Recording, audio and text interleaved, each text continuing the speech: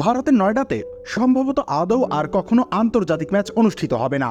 স্রেফ কিছু টাকা রোজগার করতেই এই মাঠে ম্যাচ আয়োজন করা হয়েছিল, যার ফলাফল হয়েছে ভয়াবহ। বৃষ্টি না হলেও প্রথম দুদিনের খেলা মাঠে গড়ায়নি, কারণ পানি নিষ্কাশনের অবস্থা ছিল ভয়াবহ। তৃতীয় দিনে আবারও নামে বৃষ্টি, ফলে তৃতীয় দিন সকালেই দিনের খেলা বাতিল হয়। আফগানিস্তান ও নিউজিল্যান্ড কোনো দলের ক্রিকেটাররাই হোটেল থেকে বের হয়ে মাঠে আসার সুযোগ পাননি, আর যে বের হতে পারবেন সেই সম্ভাবনাও আপাতত নেই। Board of control for cricket in India একটু নড়েচড়ে বসেছে। তাদের দাবি, তারা 3টি মাঠের প্রস্তাব দিয়েছিল আফগানিস্তান ক্রিকেট বোর্ডকে, কিন্তু আফগানিস্তান বোর্ডই গ্রেটার নয়ডাকে বেছে নিয়েছে। বিসিসিআই এর এক কর্মকর্তা জানিয়েছেন, শহীদ বিজয় সিং পথিক স্পোর্টস কমপ্লেক্স স্টেডিয়ামটি বৃহত্তর নয়ডা কর্তৃপক্ষের। টাকা রোজগার করতেই তাদের এবং আফগান বোর্ডের কয়েকজন কর্তা ওখানে বর্ষার মৌসুমে ম্যাচ আয়োজন করেছেন।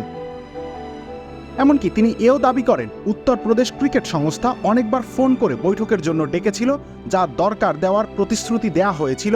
ইউপিসিএ প্রস্তাব দিয়েছিল কানপুরের গ্রিন পার্ক স্টেডিয়ামে ম্যাচ করতে, কিন্তু তাতে নাকি খোদ আফগান বোর্ডই রাজি হয়নি। খামেরা তো দাগ হয় কিভাবে? এই যে ভাবি, দাগও যাবে রাগও যাবে, নিন চাকা সুপার হোয়াইট।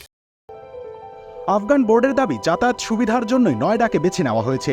তিনি বলেছেন, বিসিসিআই আমাদের 3টি স্টেডিয়াম প্রস্তাব দিয়েছিল, কানপুর, বেঙ্গালুরু এবং নয়ডা। আমরা শেষেরটি বেছে নিই যাতায়াত সুবিধার জন্য।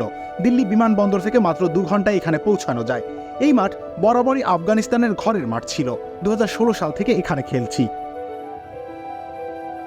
আফগানরা অবশ্য লখনৌ স্টেডিয়াম চেয়েছিল, দ্বিতীয় পছন্দ ছিল দেহরাদুন, কিন্তু বিসিসিআই সেই প্রস্তাব রাখেনি, কারণ সেখানে টি-20 লিগের খেলা চলছিল। তাই অনেকটা বাধ্য হয়েই নয়ডাকে বেছে নিতে হয় আফগানদের।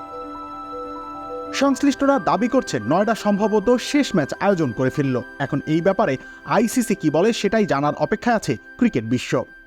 ম্যাচ রেফারি জাভাগাল শ্রীনাথের রিপোর্টের পর এই মাঠের ভবিষ্যৎ নির্ভর করছে। তবে এই মাঠে যে টেস্ট ক্রিকেট আয়োজন সম্ভব নয়, সেটা এতক্ষণে সবার সামনে প্রকাশ্য দিবালোকের মতোই পরিষ্কার। রবিউল ইসলাম রনি, খেলা 71।